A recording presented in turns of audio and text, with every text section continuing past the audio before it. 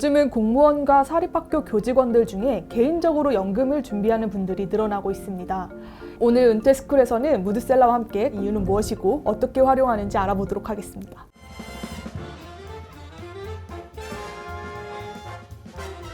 안녕하세요. 당신의 노후 준비를 돕는 연금학 무드셀러입니다. 과거에는 공무원이라면 월급은 적어도 연금을 많이 받기 때문에 노후 걱정 없겠다고 생각했는데 요즘은 그렇지 않나 보네요. 특별한 이유가 있을까요? 혹시 이런 말 들어봤는지 모르겠는데 월급은 끝났다? 연금은 멀었다? 그래서 화가 난다. 1995년도 이전에 임용되신 분들은 그냥 60세 정년 맞아서 퇴직하시면 퇴직하자마자 바로 연금을 받습니다.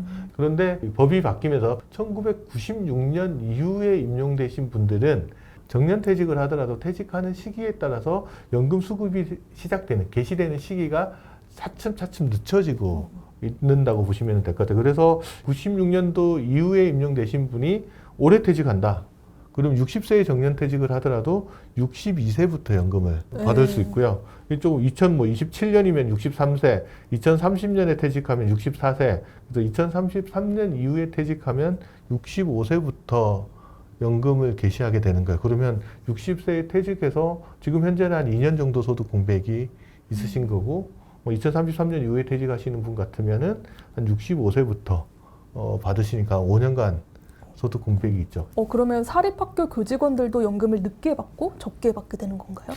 사학연금법도 공무원연금법을 준용해서 하도록 되어 있기 때문에 이분들도 이제 퇴직 시기에 따라서 연금 개시 시기가 이제 조금씩 늦춰지도록 되어 있다고 보시면 됩니다. 그럼 기왕에 노후 대비 저축을 시작한다면 절세 혜택이 큰 금융상품을 찾는 게 유리할까요? 직장인도 찾는 거랑 똑같다고 보시면 됩니다. 지금 노후 준비에 관심 좀 가지시고 절세에 관심 있으신 분이 누구나 찾는 것 중에 하나가 연금저축이라는 계좌 있잖아요. 연금저축 같은 경우에는 가입 대상에 제한이 없습니다. 그 계좌에 가입하셔서 저축하시면 저축 금액에 대해서 한 해 최대 600만 원까지 세액 공제 받으실 수 있고, 그 혜택 받으시면서 저축하는 게 가능하니까 일단 연금저축 좀 많이 찾으시는 것 같고요. 그다음 여유가 조금 더 되시는 분은 연금저축 외에도 이제 개인형 퇴직연금이라고 하는 IRP라는 계좌에도 저축을 하시는 것 같아요. 그래서 연금저축과 IRP를 합쳐서 우리가 이제 연금계좌라고 부르는데, 이 계좌에는 둘이 합쳐서 최대 1,800만 원까지 저축을 할 수 있어요.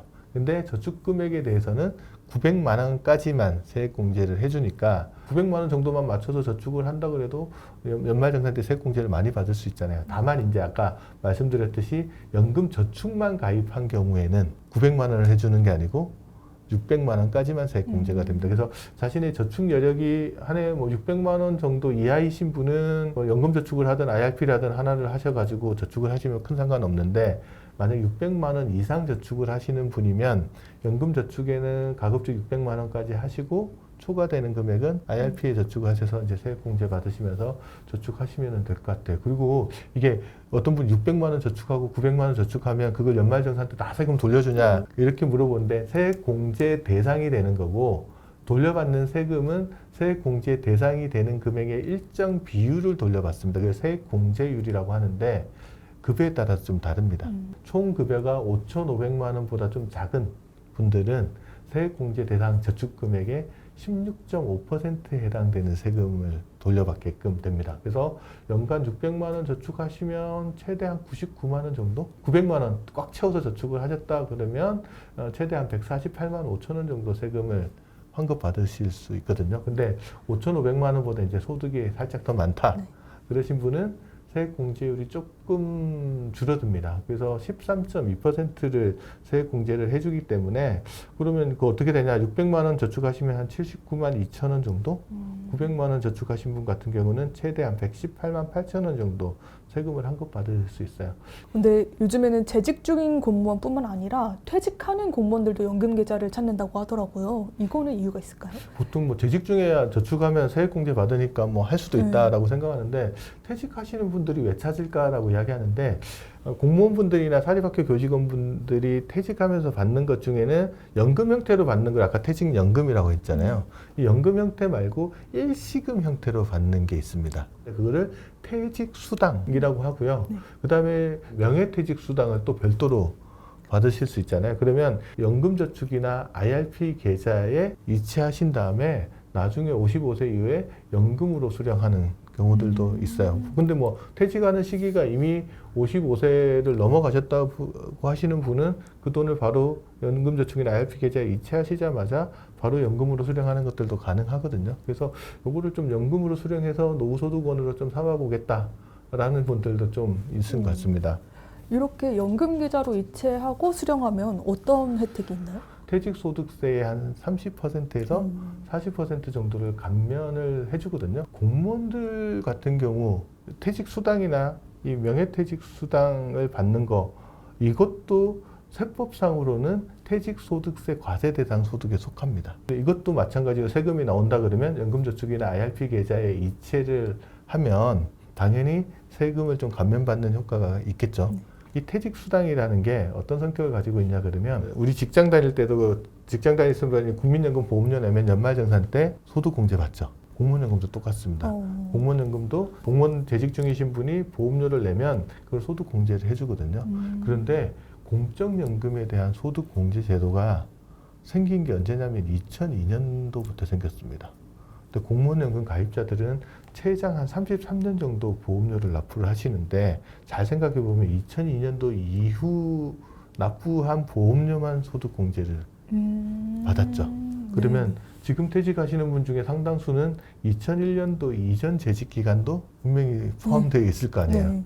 그러면 소득공제를 받았기 때문에 연금 받을 때 세금 내는 거는 과세 시기를 뒤로 미루는 효과, 과세 이연 효과가 있으니까 그래도 그나마 받아들입니다. 그거는 그래도 이해는 가는데 2001년도 이전 것들은 소득공제도 받지 않았는데 만약에 연금 받을 때 세금 내라 그러면 이건 명백한 이중과세 문제가 생기죠. 그러니까 소득공제 받은 부분에 대해서만 연금소득세도 과세를 하거든요. 그러면 퇴직수당은 어떻게 돼요? 똑같습니다. 퇴직수당도 예를 들어서 퇴직하시는 분이 일시금으로 9천만 원을 받았다고 쳐볼게요. 이분이 33년 중에 11년은 소득공제 안 받았다. 그러면 9천만 원 중에 3천만 원은 소득공제 안 받은 부분에서 발생한 거니까 여기다가 퇴직소득세 매기면 안 되죠. 그러면 9천만 원 중에 3천만 원 빼고 6천만 원 정도가 과세 대상이 되는 거예요. 거기에 퇴직소득세가 붙는데 33년 정도 일을 하시고 한 6천만 원 정도가 과세 대상이면 실질적으로 이제 근속연수 공제나 각종 공제 금액 다 빼고 나면 실질적으로 세금 내야 될 돈은 거의 없습니다. 확 줄어드는 거의 없다고 보셔도 무방할 것 같아요. 그러면 세금을 안 내는 사람한테 세율을 조정해 어차피 빵원인데 줄여봐야 빵원일 거 아니에요. 그래서 실질적으로 퇴직소득세 절감 효과가 크진 않다. 근데 문제는 이제 명예퇴직수당은 소득공제 이런 거랑 상관없이 받는 금액 전액이 과세 대상 소득이 됩니다. 전액이요? 그러면 이제 어떤 분이 조금 빨리 퇴직하면서 명예퇴직수당도 받고 퇴직수당도 받았잖아요. 그럼 퇴직수당 중에는 2002년도 이후 납입분에 해당되는 거, 그거가 과세 대상이고 명예퇴직수당은 전액이 다 과세 대상이면 이분은 좀 세금이 약간 발생할 수 있겠죠.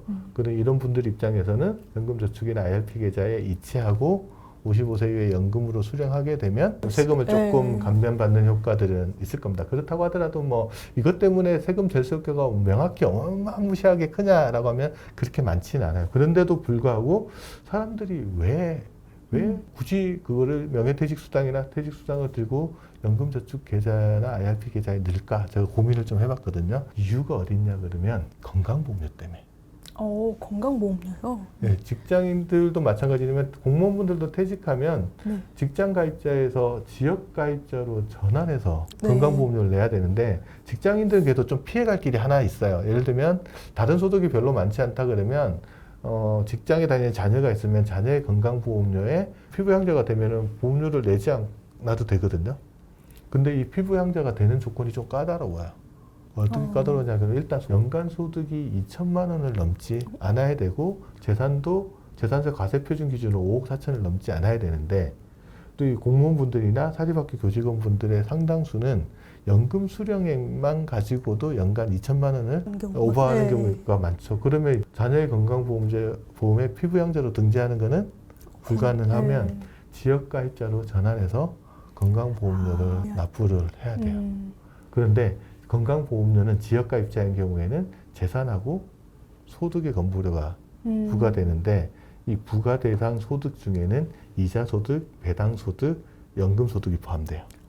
이자 소득하고 배당 소득은 어떻게 하냐면 네. 1월 1일부터 12월 31일까지 내가 받은 이자가 연간 1,000만 원이 넘어가면 그의 이자 배당 소득 전체에다가 건보료를 부과해요. 건강보험료랑 장기요양보험료 합치면 한 8% 정도 되거든요. 근데 은퇴자분들 중에 상당수가 이자 생활하거나 이렇게 한다고 보면 한 해 1,000만 원을 넘어가는 경우들이 생길 수 있잖아요. 그렇게 되면 8%면 적지 않은 부담이 되거든요. 그러면 이거를 연금저축인 IRP 계좌에 넣으면 어떻게 되냐? 아까 건보료 부과하는 소득에 연금소득도 있다고 했잖아요. 근데 연금소득이라고 해서 다 부과하는 건 아니고 공무원연금, 사학연금, 국민연금 같은 공적연금 소득에는 건강보험료를 부과하지만 퇴직연금이나 네. 개인연금과 같은 사적연금 소득에는 건강보험료를 아직 부과하지 않아요. 그러다 보니까 사람들 입장에서 그럼 내가 이 돈을 퇴직수당이나 명예퇴직수당을 받아서 일반 금융상품에 일시금을 받은 다음에 넣어놓고 이자 배당이 발생하면 거기는 건보료가 부과될 가능성이 있는데 이거를 연금저축이나 IRP 계좌에 이체하고 나서 연금소득 형태, 개인연금소득이나 퇴직연금소득 형태를 만들어버리면 여기는 건보료가 부과되지 않으니까 기왕이면 건강보험료 좀 효율적으로 자산 관리를 하시고 싶으신 분이 연금저축이나 이제 IRP 쪽으로 퇴직수당이나 명예퇴직수당들을 이체한 다음에 이제 연금으로 수령하려고 하는 거죠. 그러면 이렇게 이전하는 건수가 얼마나 되는 게? 뭐 절대적인 건수가 많냐 그러면 아직까지 그렇게 많지는 않은데 늘어난 속도는 상당히 빠른 것 같습니다. 예를 들어서 2020년 이전까지만 해도 거의 신청하시는 분이 많지 않았거든요.